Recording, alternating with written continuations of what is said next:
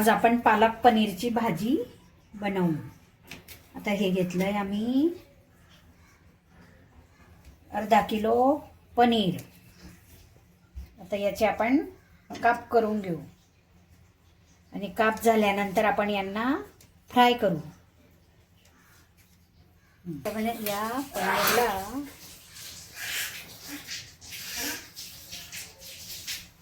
Fry करून घेऊ।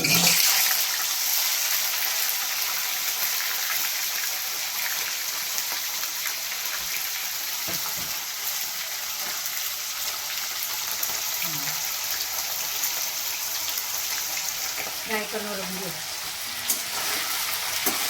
थोडी कस्तुरी मेथी घातली फ्राय करताना।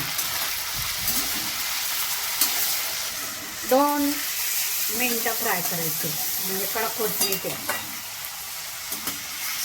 सॉफ्ट राहतात। 2 मिनिटं फ्राय केले तर सॉफ्ट राहते। 2 मिनिटं फ्राय केले, थोडेसे लालसर केले का तो मग त्या भाजीमध्ये थोडेसे हे होऊन जातात, वातडे होऊन जातात।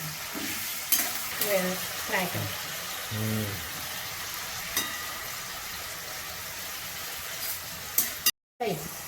कढईत तेल टाकल्यानंतर आपण ही मिठामध्ये स्वच्छ धुतलेली पालक टाकू। पालक टाकून घेऊ।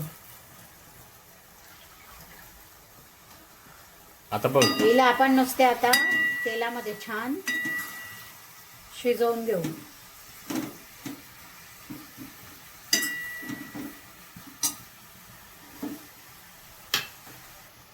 मीठ टाकून शिजवून घेऊ। मग शिजल्यानंतर मग मिक्सरमध्ये बारीक करून घ्यायची।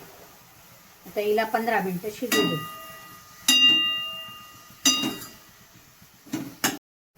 चुटकीभर हळद, मग धणे पावडर आणि थोडी कस्तुरी मेथी।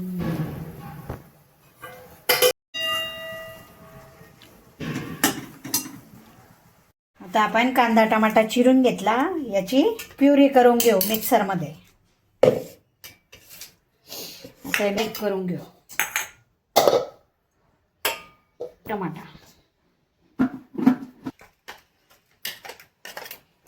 आहे ते मिक्सरमध्ये टाकून घेऊ। आता आपण हे थोडं पाणी टाकून फिरवून घेऊ।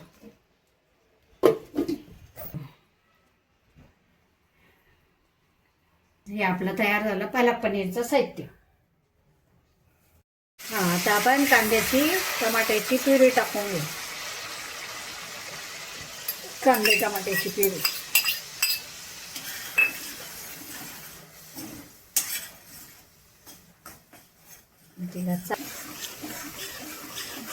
तिला आता आपण 10 मिनिटं होऊ देऊ, पूर्ण व्यवस्थित होऊ देऊ। आपण फोडणीमध्ये पण कस्तुरी मेथी टाकून घेऊ। शिजण्यावर चटणी टाकू, लाल तिखट चटणी। थोडं तिखट हवं असेल तर मग 1.5 चमचा चटणी टाकून घ्यायची। ही चटणी टाकली होती, ही लसणाची चटणी आहे बनवलेली, त्यामुळे भाजीला चव चांगली येते। पालक पनीरला लसणाची चटणी टाकल्यामुळे मला मस्त तेल सुटलंय, त्यामुळे आपण काय करू, ही पालकची बारीक मिक्सरमध्ये फिरवलेली प्युरी टाकून घेऊ।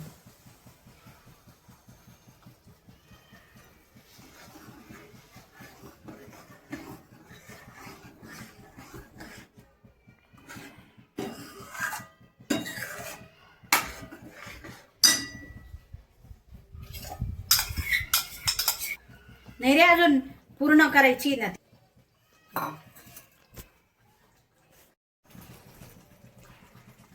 आता हिला तेल सुटलं, 5 मिनिटं मस्त अगदी होऊ देऊ हिला। त्यानंतर मग आपण याच्यामध्ये पनीर टाकू। पनीर टाकून घेऊ.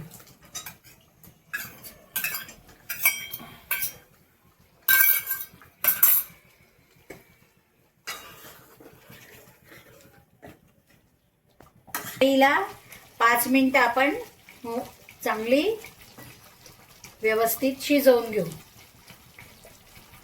फायनल आपली पालक पनीरची भाजी झाली आणि मग सर्व करू.